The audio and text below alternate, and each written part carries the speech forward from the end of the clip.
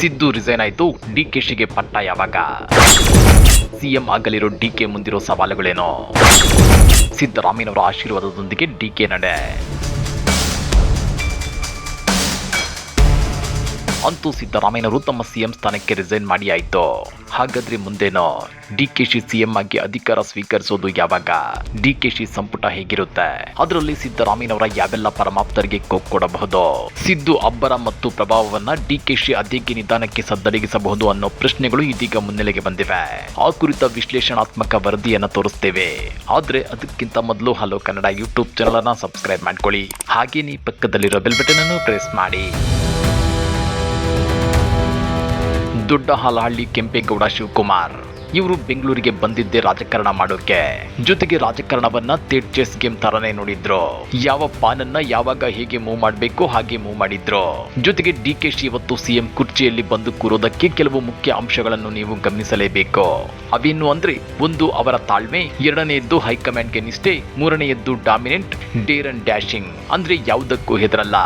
High command ಗುರಿಯಿಟ್ಟು ಅದನ್ನ ಡಿಕೆಶಿಗೆ ಒಪ್ಪಿಸಿದ್ರೆ ಸಾಕು, ಡಿಕೆಶಿ ರಣಬೇಟೆಗಾರನ ಹಾಗೆ ಮುನ್ನುಗ್ಗಿ ಹೋಗಿ ಅದನ್ನ ಮಾಡಿ ಮುಗಿಸುತ್ತಿದ್ರು. ಹೀಗಾಗಿನೇ ಕಾಂಗ್ರೆಸ್ನಲ್ಲಿ ಡಿಕೆಶಿಗೆ ಟ್ರಬಲ್ ಶೂಟರ್ ಅನ್ನೋ ಬಿರುದಿದೆ. ನಿಮ್ಗೆ ಗೊತ್ತಿರಲಿ, ಇಂಥ ವಿಶಿಷ್ಟ ನಾಯಕತ್ವದ ಗುಣಗಳನ್ನ ಹೊಂದಿರೋ ಡಿಕೆಶಿ ಹೈಕಮಾಂಡ್ ಕೊಟ್ಟ ಮಾತನ್ನ ಪದೇ ಪದೇ ನೆನಪಿಸುತ್ತಾ ಕಳೆದ 6 ತಿಂಗಳಿಂದ ತಾಳ್ಮೆಯಿಂದ ಕಾದು ಕೂತಿದ್ರು. ತಮ್ಮ ಆಪ್ತರು ತಮ್ಮ ಪರವಾಗಿ ಮತ್ತು ಸಿದ್ದರಾಮಯ್ಯನವರ ವಿರುದ್ಧವಾಗಿ ಏನು ಮಾತನಾಡದಂತೆ ನೋಡಿಕೊಂಡಿದ್ರು. ಆ ಮೂಲಕ ಪಕ್ಷದಲ್ಲಿ ಒಡಕಿದೆ, ತಮ್ಮಲ್ಲಿ 2 ಬಣಗಳಿವೆ ಅನ್ನೋದನ್ನ ವಿಪಕ್ಷಗಳಿಗೆ ಎಲ್ಲೂ ತೋರಿಸಿಕೊಟ್ಟಿಲ್ಲ.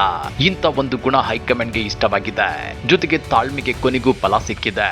ಸಿದ್ದರಾಮಯ್ಯ ರಾಜೀನಾಮೆಯನ್ನ ಕೊಟ್ಟಿದ್ದು ಅದು ರಾಜ್ಯಪಾಲರಿಂದ ಅಂಗೀಕಾರವೂ ಆಗಿದೆ. ಹೀಗಾಗಿ ಡಿಕೆಶಿ ಸಿಎಂ ಹಾದಿ ಸುಗಮವಾಗಿದೆ. ಜೊತೆಗೆ ಯಾವಾಗ ಪ್ರಮಾಣ ವಚನ ಸ್ವೀಕಾರ ಅನ್ನೋ ಮಾತುಗಳು ಕೇಳಿ ಬರ್ತಾ ಇವೆ. ಆದ್ರೆ ಸಿಎಂ ಆಗಲಿರೋ ಡಿಕೆಶಿ ಮುಂದೆ ಸಾಲು ಸವಾಲುಗಳಿವೆ. ಅವೇನು ಅಂತ ನೋಡೋದಾದ್ರೆ, ನಂಬರ್ 1, ಸಿದ್ದರಾಮಯ್ಯನವರ ವಿಶ್ವಾಸ ಪಡೆಯೋದು. ಸಿದ್ದರಾಮಯ್ಯ ತಮಗೆ ಹಿನ್ನಡೆಯಾದ್ರೆ ತಮ್ಮ ರಾಜಕೀಯ ಶತ್ರುಗಳನ್ನ ಹೇಗೆ ಮಟ್ಟ ಹಾಕ್ತಾರೆ ಅನ್ನೋದು ನಿಮಗೆಲ್ಲ ಗೊತ್ತೇ ಇದೆ. 2008ರಲ್ಲಿ ತಮಗೆ ವಿರೋಧ ಪಕ್ಷದ ನಾಯಕನ ಸ್ಥಾನ ಸಿಕ್ಕಿಲ್ಲ ಅಂತೇಳಿ ಆಗ ನಡೆದ ಸಾಕಷ್ಟು ಉಪಚುನಾವಣಾ ಪ್ರಚಾರಗಳಿಗೆ ಹೋಗಿರ್ಲಿಲ್ಲ. ಇದರಿಂದ ಹೈಕಮಾಂಡ್ ಎಚ್ಚೆತ್ತು ಮಲ್ಲಿಕಾರ್ಜುನ್ ಖರ್ಗೆ ಅವರನ್ನ ದಿಲ್ಲಿ ರಾಜಕಾರಣಕ್ಕೆ ಕರೆದುಕೊಂಡು ಸಿದ್ದುಗೆ ವಿರೋಧ ಪಕ್ಷದ ನಾಯಕನ ಸ್ಥಾನವನ್ನ ಕೊಟ್ಟಿತ್ತು. ಆ ನಂತರ 2018ರಲ್ಲಿ ಸಿದ್ದು ವಿರೋಧದ ನಡುವೆಯೂ ಜೆಡಿಎಸ್ ಜೊತೆ ಸಮ್ಮಿಶ್ರ ಸರ್ಕಾರ ರಚನೆ ಮಾಡಿದ್ದು, ಜೊತೆಗೆ ಎಚ್ ಡಿ ಕುಮಾರಸ್ವಾಮಿ ಅವರನ್ನ ಸಿಎಂ ಮಾಡಿದ್ದು ನಡೆದು ಹೋಗಿತ್ತು. ಆಗ ಸಿದ್ದರಾಮಯ್ಯ ಒಲ್ಲದ ಮನಸ್ಸಿನಿಂದ ಒಪ್ಪಿಕೊಂಡಿದ್ರು. ಆದ್ರೆ ಆ ನಂತರ ಎಚ್ ಡಿ ಕುಮಾರಸ್ವಾಮಿ ತಂತಿ ಮೇಲೆ ನಡೆಯುವಂತೆ ಮಾಡಿದ್ರು. ಕೊನೆಗೆ ಒಂದೇ ವರ್ಷದಲ್ಲಿ ಕಾಂಗ್ರೆಸ್ ಜೆಡಿಎಸ್ ಸಮ್ಮಿಶ್ರ ಸರ್ಕಾರ ಪತನವಾಗಿತ್ತು.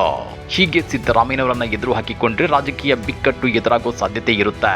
ಇಂಥ ಸಿದ್ದರಾಮಯ್ಯನವರನ್ನ ಇದೀಗ ಡಿಕೆ ಶಿವಕುಮಾರ್ ಎದುರು ಹಾಕಿಕೊಂಡು ಸಿಎಂ ಆಗಿ ಸುಸೂತ್ರವಾಗಿ ಅಧಿಕಾರ ನಡೆಸಲು ಸಾಧ್ಯವೇ ಅನ್ನೋ ಮಾತುಗಳು ಕೇಳಿ ಬರ್ತಿವೆ. ಡಿಕೆಶಿ ಸಿಎಂ ಆದ್ರೂ ಸಿದ್ದರಾಮಯ್ಯನವರ ಆಶೀರ್ವಾದ ಡಿಕೆಶಿಗೆ ಬೇಕೇ ಬೇಕು. ಸಿದ್ದರಾಮಯ್ಯನವರನ್ನ ಎದುರು ಹಾಕಿಕೊಂಡ್ರೆ ಡಿಕೆಶಿ ಸುಗಮವಾಗಿ ಸಿಎಂ ಕುರ್ಚಿಯಲ್ಲಿ ಕೂತು ಅಧಿಕಾರ ಮಾಡೋದಕ್ಕಾಗಲ್ಲ. ಹೀಗಾಗಿನೇ ಕಳೆದ 3 ವರ್ಷಗಳಲ್ಲಿ ಡಿಕೆ ಶಿವಕುಮಾರ್ ಡಿಸಿಎಂ ಆಗಿದ್ದ ವೇಳೆ ಸಿದ್ದರಾಮಯ್ಯನವರ ಜೊತೆ ಎಲ್ಲೂ ನೇರ ವಿರೋಧ ಮಾಡಿಕೊಂಡಿಲ್ಲ. ಸಿದ್ದರಾಮಯ್ಯನವರ ಮಾತಿಗೆ ವಿರುದ್ಧವಾಗಿ ನಡೆದುಕೊಂಡಿಲ್ಲ. ಜೊತೆಗೆ ನಿನ್ನೆ ಸಿದ್ದರಾಮಯ್ಯ ಬ್ರೇಕ್ಫಾಸ್ಟ್ ಮೀಟಿಂಗ್ ನಲ್ಲಿ ರಾಜೀನಾಮೆ ಕೊಡೋದಾಗಿ ಘೋಷಿಸಿದಾಗಲೂ ಡಿಕೆಶಿ ಸಿದ್ದರಾಮಯ್ಯನವರ ಕಾಲಿಗೆ ಬಿದ್ದು ಆಶೀರ್ವಾದ ಪಡೆದುಕೊಂಡಿದ್ದಾರೆ. ಆ ಮೂಲಕ ಸಿದ್ದರಾಮಯ್ಯನವರ ಆಶೀರ್ವಾದ ತಮ್ಮ ಮುಂದಿನ ಸರ್ಕಾರಕ್ಕೆ ಬೇಕು ಅಂತ ಹೇಳಿದ್ದಾರೆ. ಜೊತೆಗೆ ಮುಂದಿನ ದಿನಗಳಲ್ಲಿ ತಮ್ಮ ನಡುವೆ ಯಾವುದೇ ಭಿನ್ನಾಭಿಪ್ರಾಯಗಳು ಬರಬಾರದು ಅನ್ನೋದು ಡಿಕೆಶಿ ತಂತ್ರಗಾರಿಕೆ ಎನ್ನಲಾಗ್ತಿದೆ. ನಂಬರ್ 2, ಸಿದ್ದು ಆಪ್ತರ ಮೂಲೆ ಗುಂಪು. ಇನ್ನ ಡಿಕೆಶಿ ಸ್ಟ್ರಾಂಗ್ ಆಗಬೇಕು ಅಂದ್ರೆ ಸದ್ಯ ಸಿದ್ದರಾಮಯ್ಯನವರ ಬಣವನ್ನ ಒಡೆಯಲೇಬೇಕು. ಹಾಗಂತ ಸಿಎಂ ಆದ ಕೂಡಲೇ ಸಿದ್ದರಾಮಯ್ಯನವರ ಬಣವನ್ನ ಛಿದ್ರ ಮಾಡಲು ಮುಂದಾದ್ರೆ ಅಪಾಯ ಕಟ್ಟಿಟ್ಟ ಬುತ್ತಿ. ಹೀಗಾಗಿ ಮೊದಲು ತಮ್ಮ ಸಚಿವ ಸಂಪುಟದಲ್ಲಿ ಸಿದ್ದರಾಮಯ್ಯನವರ ಎಲ್ಲ ಆಪ್ತರನ್ನ ಹೊರಗಿಡೋ ಬದಲು ಕೆಲವು ಸಚಿವರನ್ನ ಹೊರಗಿಡೋ ಸಾಧ್ಯತೆ ಇದೆ. ಅದರಲ್ಲೂ ಸಚಿವ ಜಮೀರ್ ಅಹಮದ್ ಖಾನ್, ಎಚ್.ಸಿ. ಮಹದೇವಪ್ಪ ಸೇರಿದಂತೆ ಕೆಲವರನ್ನ ಕೈಬಿಟ್ಟು ಸಚಿವ ಸತೀಶ್ ಜಾರಕಿಹೊಳಿ, ಪರಮೇಶ್ವರ್, ಎಂ.ಬಿ. ಪಾಟೀಲ್ ಅವರಂತ ನಾಯಕರನ್ನ ಸಂಪುಟದಲ್ಲಿ ಮುಂದುವರಿಸೋ ಸಾಧ್ಯತೆ ಇದೆ. ಆನಂತರ ಅವಕಾಶ ಸಿಕ್ಕಾಗ್ಲೆಲ್ಲ ಸಿದ್ದು ಬಣವನ್ನ ಹಣಿಯೋಕೆ ಡಿಕೆಶಿ ಯತ್ನಿಸಬಹುದು.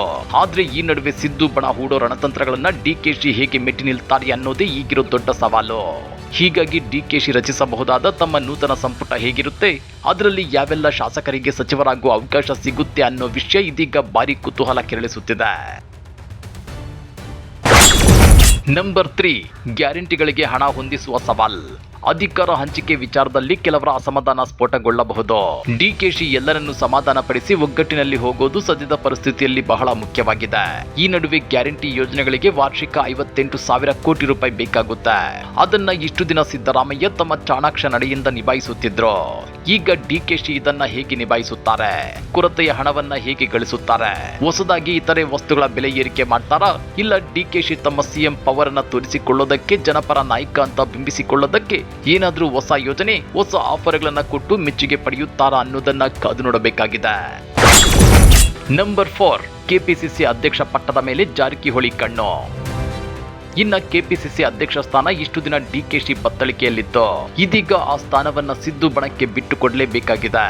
ಕೆಪಿಸಿಸಿ ಅಧ್ಯಕ್ಷ ಸ್ಥಾನ ಡಿಕೆಶಿ ಬಣಕ್ಕೆ ಬಂದ್ರೆ ಡಿಕೆಶಿ ಸಿಎಂ ಆಗಿದ್ರು ಅವರ ಪವರ್ ಪಾಲಿಟಿಕ್ಸ್ಗೆ ಸಿದ್ದು ಬಣ ಬ್ರೇಕ್ ಹಾಕೋ ಸಾಧ್ಯತೆ ಇದೆ. ಇದೇ ಕಾರಣಕ್ಕೆ ಕೆಪಿಸಿಸಿ ಅಧ್ಯಕ್ಷ ಪಟ್ಟಕ್ಕಾಗಿ ಈ ಮೊದಲಿನಿಂದಲೂ ಸಚಿವ ಸತೀಶ್ ಜಾರಕಿಹೊಳಿ ಟವಲ್ ಹಾಕೊಂಡು ಕೂತಿದ್ರು. ಇಲ್ಲಿ ಗಮನಿಸಬೇಕಾದ ಅಂಶ ಏನಂದ್ರೆ, ಸಚಿವ ಸತೀಶ್ ಜಾರಕಿಹೊಳಿ 2028ರಲ್ಲಿ ತಾವು ಸಿಎಂ ಕುರ್ಚಿಯ ಆಕಾಂಕ್ಷಿ ಅಂತ ಮೊದಲಿಂದಲೂ ಹೇಳ್ತಾನೆ ಬಂದಿದ್ದಾರೆ. ಹೀಗಾಗಿ ಈಗ ಕೆಪಿಸಿಸಿ ಅಧ್ಯಕ್ಷ ಪಟ್ಟ ಸತೀಶ್ ಜಾರಕಿಹೊಳಿ ಅವರಿಗೆ ಸಿಕ್ಕರೆ 2028ರ ಚುನಾವಣೆಯನ್ನ ಸತೀಶ್ ಜಾರಕಿಹೊಳಿ ನೇತೃತ್ವದಲ್ಲೇ ಎದುರಿಸಬೇಕಾಗುತ್ತೆ. ಆಗ ಒಂದೊಮ್ಮೆ ಕಾಂಗ್ರೆಸ್ ಪಕ್ಷಕ್ಕೆ ಮತ್ತೆ ಬಹುಮತ ಬಂದ್ರೆ ಡಿಕೆಶಿ ತಮ್ಮ ಸಿಎಂ ಹುದ್ದೆಯನ್ನ ಸಚಿವ ಸತೀಶ್ ಜಾರಕಿಹೊಳಿ ಅವರಿಗೆ ಬಿಟ್ಟು ಕೊಡಬೇಕಾಗುತ್ತೆ. ಹೀಗಾಗಿ ಡಿಕೆಶಿ ಸದ್ಯಕ್ಕೆ ಸಿಎಂ ಆದ್ರೂ ಅವರಿಗೆ ಮೈಲೇಜ್ ಕಡಿಮೆ ಅನ್ನೋ ರಾಜಕೀಯ ವಿಶ್ಲೇಷಣೆಗಳಿವೆ. ನಂಬರ್ 5, ತನಿಖಾಸ್ತ್ರಗಳ ಸಂಕಷ್ಟ. ಇನ್ನ ಡಿಕೆಶಿ ವಿರುದ್ಧ ಹಲವು ಕೇಸ್ಗಳಿವೆ. ಐಟಿ, ಇಡಿ ಮತ್ತು ಸಿಬಿಐ ಅಸ್ತ್ರಗಳನ್ನ ಆಗಾಗ ಕೇಂದ್ರ ಸರ್ಕಾರ ಜಳಿಪಿಸುತ್ತಲೇ ಇದೆ. ಕೆಲವು ಪ್ರಕರಣಗಳಲ್ಲಿ ರಿಲೀಫ್ ಸಿಕ್ಕಿದ್ರೂ ಷರತ್ತುಗಳು ಇದ್ದೇ ಇವೆ. ಹೀಗಾಗಿ ಸದ್ಯ 1 ವರ್ಷಗಳ ಕಾಲ ಡಿಕೆಶಿ ಸಿಎಂ ಆಗಿರುವಾಗ ಯಾವುದಾದ್ರೂ ಹಗರಣಗಳು ಸದ್ದು ಮಾಡಿದ್ರೆ ಒಂದು ಕಡೆ ಸಿದ್ದರಾಮಯ್ಯ ಟೀಮ್ ಅಲರ್ಟ್ ಆಗುತ್ತೆ, ಮತ್ತೊಂದು ಕಡೆ ಕೇಂದ್ರ ಸರ್ಕಾರ ಕೂಡ ಅಲರ್ಟ್ ಆಗಿ ತನಿಖಾಸ್ತ್ರಗಳನ್ನು ಜಳಿಪಿಸುವ ಸಾಧ್ಯತೆ ಇರುತ್ತೆ. ದಿಲ್ಲಿ ಸಿಎಂ ಆಗಿದ್ದ ಅರವಿಂದ್ ಕೇಜ್ರಿವಾಲ್ ಅವರ ವಿರುದ್ಧ ಲಿಕ್ಕರ್ ಸ್ಕ್ಯಾಮ್ ಆರೋಪ ಹೊರಿಸಿ ಅವರನ್ನ ಬಂಧಿಸಿದ್ದ ತನಿಖಾ ಸಂಸ್ಥೆಗಳು ದಿಲ್ಲಿ ವಿಧಾನಸಭಾ ಚುನಾವಣೆಯಲ್ಲಿ ಬಿಜೆಪಿಗೆ ಲಾಭ ಮಾಡಿಕೊಟ್ಟಿದ್ವು. ಚುನಾವಣೆ ಮುಗಿದು ಆಮ್ ಆದ್ಮಿ ಪಕ್ಷ ಸೋತು ಬಿಜೆಪಿ ಗೆದ್ದು ಗದ್ದುಗೆ ಹಿಡಿದ್ಮೇಲೆ ಅರವಿಂದ್ ಕೇಜ್ರಿವಾಲ್ ಅವರ ಮೇಲಿನ ಆರೋಪಗಳಿಗೆ ಸಾಕ್ಷ್ಯಾಧಾರಗಳ ಕೊರತೆ ಹಿನ್ನೆಲೆಯಲ್ಲಿ ಅವರನ್ನ ಖುಲಾಸೆಗೊಳಿಸಲಾಗಿದೆ. ಇದೇ ರೀತಿ ಡಿಕೆಶಿ ಸಿಎಂ ಆದ 1 ವರ್ಷದ ನಂತರ ಅಂದ್ರೆ 2028ರ ವಿಧಾನಸಭಾ ಚುನಾವಣೆಗೆ 1 ವರ್ಷ ಬಾಕಿ ಇರೋ ಟೈಮಲ್ಲೇ ಡಿಕೆಶಿ ವಿರುದ್ಧ ಒಂದೊಮ್ಮೆ ಗಂಭೀರ ಆರೋಪಗಳು ಕೇಳಿಬಂದು ಅವರ ಬಂಧನವಾದ್ರೆ ಇನ್ನ 20 ವರ್ಷಗಳ ಕಾಲ ಕರ್ನಾಟಕದಲ್ಲಿ ಕಾಂಗ್ರೆಸ್ ಅಧಿಕಾರಕ್ಕೆ ಬರೋದು ಅನುಮಾನ ಅನ್ನೋ ರಾಜಕೀಯ ವಿಶ್ಲೇಷಣೆಗಳಿವೆ. ಹೀಗೆ ಸಿಎಂ ಆಗಿರೋ ಡಿಸಿಎಂ ಡಿಕೆಶಿ ಮುಂದೆ ಸಾಲು ಸವಾಲುಗಳಿವೆ. ಈ ಸವಾಲುಗಳನ್ನ ಡಿಕೆಶಿ ಹೇಗೆ ಮೆಟ್ಟಿ ನಿಲ್ತಾರೆ ಅನ್ನೋ ಕುತೂಹಲವಂತೂ ಇದ್ದೇ ಇದೆ. ಈ ನಡುವೆ ಸಿಎಂ ಆಗಿ ಪ್ರಮಾಣ ವಚನ ಸ್ವೀಕರಿಸುವುದಕ್ಕೆ ಡಿಕೆಶಿ ಸಿದ್ಧತೆ ಮಾಡಿಕೊಂಡಿದ್ದಾರೆ. ಶನಿವಾರ ಕಾಂಗ್ರೆಸ್ ಶಾಸಕಾಂಗ ಪಕ್ಷದ ಸಭೆ ನಡೆಯುವ ಸಾಧ್ಯತೆಗಳಿವೆ. ಸಿಎಲ್ಪಿ ನಾಯಕರಾಗಿ ಡಿಕೆಶಿ ಆಯ್ಕೆಯಾಗೋದು ಬಹುತೇಕ ಖಚಿತವಾಗಿದೆ. ಎಲ್ಲ ಅಂದುಕೊಂಡಂತೆ ಆದ್ರೆ ಸೋಮವಾರ ಸಂಜೆ ಗೋಧುಳಿ ಮುಹೂರ್ತದಲ್ಲಿ ಡಿಕೆಶಿ ಪ್ರಮಾಣ ವಚನ ಸ್ವೀಕರಿಸುವ ಸಾಧ್ಯತೆಗಳಿವೆ. ವಿಧಾನಸೌಧದ ಗ್ರಾಂಡ್ ಸ್ಟೆಪ್ ಮೇಲೆ ಅಥವಾ ಕಂಠೀರವ ಸ್ಟೇಡಿಯಂನಲ್ಲಿ ಪ್ರಮಾಣ ವಚನ ಸ್ವೀಕರಿಸುವ ಸಾಧ್ಯತೆಗಳಿವೆ. ದೊಡ್ಡ ಪ್ರಮಾಣದಲ್ಲಿ ಜನರನ್ನ ಸೇರಿಸಿ ಪದಗ್ರಹಣ ನಡೆಸಲು ಸಿದ್ಧತೆ ನಡೆಸಲಾಗಿದೆ. ಗೋಧುಳಿ ಮುಹೂರ್ತದಲ್ಲಿ ಯಾಕೆ ಪ್ರಮಾಣ ವಚನ? ಸೂರ್ಯಾಸ್ತ ಅಥವಾ ಕತ್ತಲಿನ ನಡುವಿನ ಸಮಯವನ್ನ ಗೋಧುಳಿ ಅವಧಿ ಅಂತ ಕರೆಯಲಾಗುತ್ತೆ. ಈ ಸಮಯ ಸಂಜೆ 5ರಿಂದ 7 ಗಂಟೆಯವರೆಗೆ ಮಾತ್ರ ಇರುತ್ತದೆ. ಈ ಗೋಧುಳಿ ಅವಧಿಯನ್ನ ಅಥವಾ ಸಮಯವನ್ನ ಹಿಂದೂ ಧರ್ಮದಲ್ಲಿ ಬಹಳ ಮಂಗಳಕರವೆಂದು ಪರಿಗಣಿಸಲಾಗುತ್ತೆ. ಯಾಕಂದ್ರೆ ಈ ಸಮಯದಲ್ಲಿ ಹಸುಗಳು ತಮ್ಮ ಮನೆಗಳಿಗೆ ಹಿಂದಿರುಗುತ್ತವೆ ಮತ್ತು ಇದನ್ನ ಲಕ್ಷ್ಮೀ ದೇವಿ ಆಗಮನದ ಸಮಯವೆಂದು ಪರಿಗಣಿಸಲಾಗುತ್ತದೆ. ಈ ಸಮಯದಲ್ಲಿ ಹಸುಗಳು, ಪ್ರಾಣಿಗಳು, ಪಕ್ಷಿಗಳು ಮತ್ತು ಇತರೆ ಜನರು ತಮ್ಮ ಮನೆಗಳಿಗೆ ಮರಳುತ್ತಾರೆ. ಪಕ್ಷಿಗಳು ಸಹ ತಮ್ಮ ಗೂಡಿನ ಕಡೆಗೆ ಆಕಾಶದಲ್ಲಿ ಸಾಲಾಗಿ ಹಾರುತ್ತವೆ. ಈ ಸಮಯವು ಉತ್ಸಾಹ, ಸಂತೋಷ ಮತ್ತು ತಂಪಾದ ವಾತಾವರಣದಿಂದ ಕೂಡಿರುತ್ತದೆ. ಈ ಸಮಯವನ್ನ ಶುಭ ಕೆಲಸಗಳಿಗೆ ಬಹಳ ಮಂಗಳಕರವೆಂದು ಪರಿಗಣಿಸಲಾಗುತ್ತದೆ. ಈ ಶುಭ ಸಮಯದಲ್ಲಿ ಲಕ್ಷ್ಮಿಯನ್ನ ಪೂಜಿಸುವುದರಿಂದ ಶುಭ ಫಲಗಳು ದೊರೆಯುತ್ತವೆ. ಈ ಸಮಯದಲ್ಲಿ ಮಾಡುವ ಪೂಜೆಯು ಅನೇಕ ದೋಷಗಳನ್ನ ಕೂಡ ತೆಗೆದುಹಾಕುತ್ತದೆ. ಅಲ್ಲದೆ ಸಂಧ್ಯಾ ಕಾಲವು ಲಗ್ನದ ದೋಷಗಳನ್ನು ಸಹ ತೆಗೆದುಹಾಕುತ್ತೆ ಮತ್ತು 8ನೇ ಮನೆಯಲ್ಲಿ ಅಂದರೆ ಪಾಪ ಮನೆಯಲ್ಲಿ ಗ್ರಹಗಳ ಸಂಚಾರದಿಂದ ಉಂಟಾಗುವ ದುಷ್ಪರಿಣಾಮಗಳಿಂದ ನಿಮ್ಮನ್ನ ಮುಕ್ತವಾಗಿಸುತ್ತೆ ಅನ್ನೋ ನಂಬಿಕೆ ಇದೆ. ಹೀಗಾಗಿ ಗೋಧುಳಿ ಮುಹೂರ್ತದಲ್ಲಿ ಡಿಕೆಶಿ ಸಿಎಂ ಆಗಿ ಪ್ರಮಾಣ ವಚನ ಸ್ವೀಕರಿಸುವುದಕ್ಕೆ ಮುಂದಾಗಿದ್ದಾರೆ ಅನ್ನೋ ಮಾತುಗಳು ಕೇಳಿಬರುತ್ತಿವೆ. ಅದೇನೇ ಇದ್ರೂ ಡಿಕೆಶಿ ಸಿಎಂ ಆಗಿ ಪ್ರಮಾಣ ವಚನ ಸ್ವೀಕರಿಸುವುದಕ್ಕೆ ಸಕಲ ಸಿದ್ಧತೆಗಳು ನಡೆಯುತ್ತಿವೆ. ಆದ್ರೆ ಸಿಎಂ ಆಗಲಿರೋ ಡಿಕೆಶಿ ತಮ್ಮ ಮುಂದಿರೋ ಬೆಟ್ಟದಷ್ಟು ಸವಾಲುಗಳನ್ನ ನಿಜಕ್ಕೂ ಮೆಟ್ಟಿ ನಿಲ್ತಾರಾ? ಕಮೆಂಟ್ ಮಾಡಿ, ವಿಡಿಯೋ ಲೈಕ್ ಮಾಡಿ, ಶೇರ್ ಮಾಡಿ. ಇಂತ ಮತ್ತಷ್ಟು ರೋಚಕ ರಾಜಕೀಯ ಸುದ್ದಿಗಳನ್ನ ಮಿಸ್ ಮಾಡದೆ ನೋಡ್ಬೇಕು ಅಂದ್ರೆ ಹಲೋ ಕನ್ನಡ ಯೂಟ್ಯೂಬ್ ಚಾನಲ್ ಅನ್ನ ಸಬ್ಸ್ಕ್ರೈಬ್ ಮಾಡ್ಕೊಳ್ಳಿ.